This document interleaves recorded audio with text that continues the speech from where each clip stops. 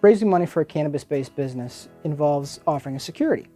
Anytime you offer security, you either have to register that security with the SEC and applicable state regulatory agencies, find an exemption for the offering both at the federal and state level, or the offering is illegal. There are plenty of exemptions out there that startup companies use when offering securities, and those exemptions are available for a cannabis-based business.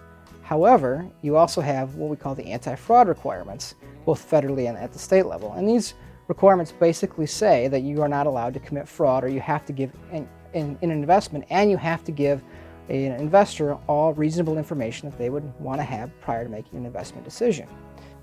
So if you are offering securities for a cannabis-based business in Michigan, you need to make sure that you educate your investors on the risks associated with that investment.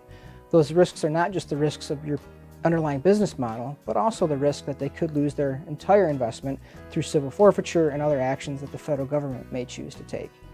You also need to be aware that securities regulators could choose to come after you for securities law violations. And that has absolutely nothing to do with whether or not you're offering security related to cannabis, and relies solely on whether or not you committed securities fraud. So as a cannabis-based business, you can offer a wide variety of securities to your investors. Currently, we're seeing folks offer convertible notes. So what this is it's basically a promissory note that allows the investor or the company to convert the outstanding principal balance and potentially the interest into equity of the cannabis-based business at some point in time in the future. Given the licensure requirements now and things like that, it's sometimes difficult to have your investors invest directly into the equity of a company. So one product that you can use or offer to investors is this convertible note that allows them to give you money now that's converted into equity later.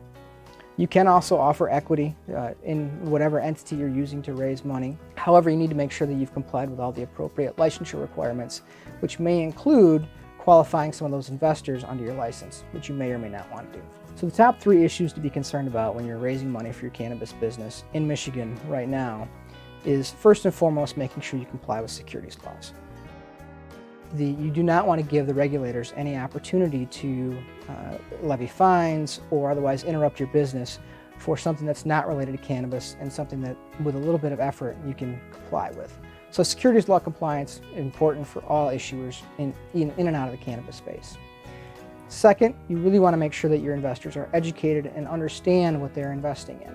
This includes the risks that are associated with cannabis still being a Schedule I narcotic, the issues with trying to find banking relationships for the money you're actually receiving, and how you're actually going to be able to pay investors in the future, given that right now cannabis is mainly a cash-based business. So third, you need to understand that cannabis-based investors are expecting an above-market return.